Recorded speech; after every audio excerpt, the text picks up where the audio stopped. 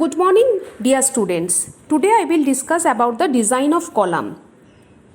Let us see the step that how to find the axial load carrying capacity of a column. Axial load carrying capacity of a column is denoted as capital P.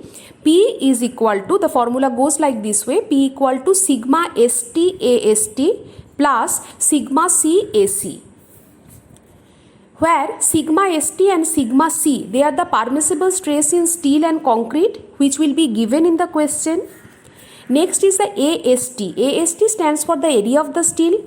Generally, if it is not given, you assume it as 0.8% to 2% of the gross area of column. But while doing the problem, we assume it as 1%. So it goes a little bit convenient for us, though you can assume between 0.8 to 2%, whatever it is. In this range, you can assume. Next is the AC. AC is the area of the concrete. And capital A, that is the gross area of the column. Now, what is the gross area of the column? Gross area of the column is AST plus AC. That means the area of the steel plus area of the concrete. Now, let us assume AST is 1% of the total area of the column. So, 1% means what? 1 by 100 into A, that is 0.01 into A. So, what will be AC, that the area of the concrete? The concrete area will be the total area of the column, that is the A minus steel. Is it okay? The total area of the column will be steel plus concrete.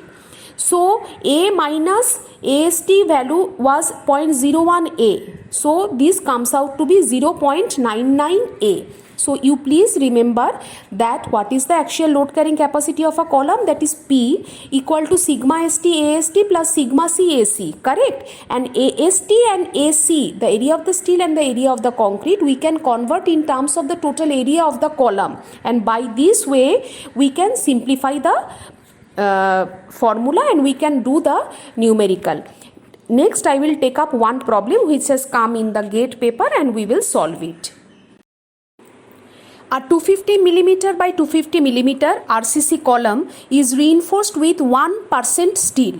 The permissible compressive stress of concrete and steel are 8 Newton per mm square and 150 Newton per mm square respectively.